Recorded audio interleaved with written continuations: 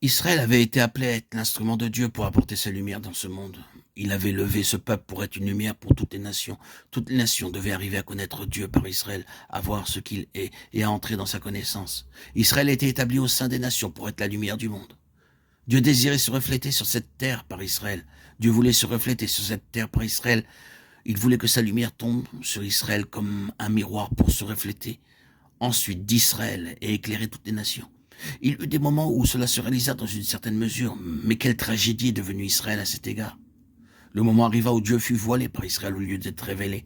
Israël devint une terrible contradiction de Dieu. Lorsque nous prenons nos évangiles et que nous initions toutes ces discussions qui eurent lieu entre Jésus et les chefs d'Israël et tout ce qu'il y avait en eux, qui étaient les chefs juifs, la manière dont ils se conduisaient, la manière dont ils parlaient, l'esprit qu'ils manifestaient, nous disons « Oh oui, si Dieu était cela, je ne voudrais pas être lié à lui. » Ce peuple est une terrible contrefaçon de Dieu. Et c'est la raison pour laquelle Dieu mit Israël de côté. Mais à cet égard, il n'a pas abandonné sa pensée. C'est à ce moment où Israël allait être rejeté que le Fils de Dieu vint dans ce monde. Et il reprit la pensée de Dieu qui aurait dû être réalisée en Israël.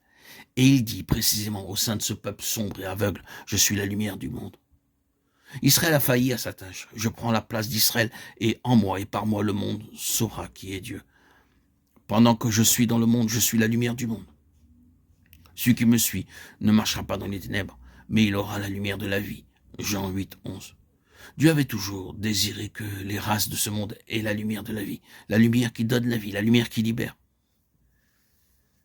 Si donc le Fils vous affranchit, vous serez réellement libre. Jean 8, 36. Comment le Fils nous affranchit-il? Vous connaîtrez la vérité, et la vérité vous affranchira. Jean 8, 32. Je suis la lumière du monde, et l'effet de la lumière est d'affranchir les hommes. Nous souvenons-nous de la mission qui a été confiée à l'apôtre Paul au moment de sa conversion. Elle est plus puissante et plus instructive à la lumière de ce que nous disons. Le Seigneur dit à Paul, vers lesquels je t'envoie pour leur ouvrir les yeux afin qu'ils passent des ténèbres à la lumière et de la puissance de Satan à Dieu. Acte 26, 17, 18.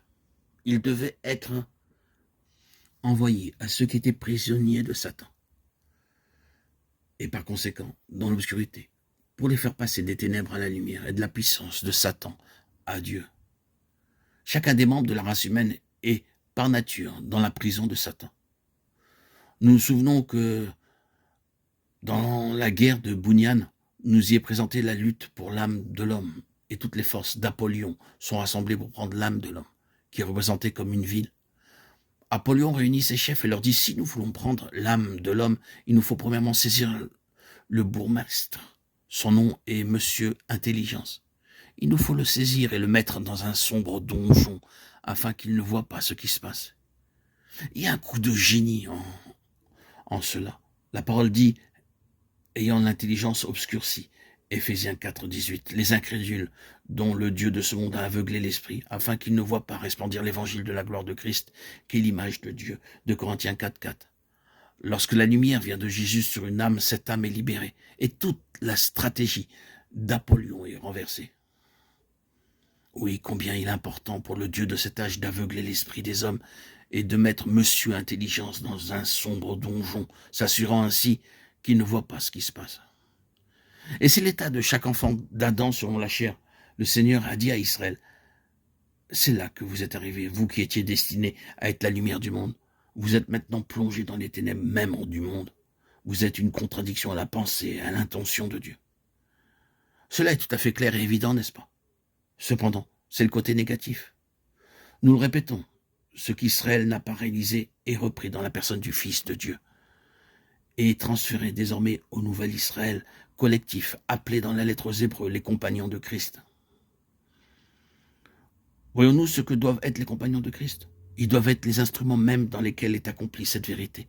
Ils doivent être les temples même de Christ, et c'est en eux qu'il est la lumière. Christ en vous, l'espérance de la gloire. Colossiens 1, 27. Cela nous conduirait à une étude très très vaste.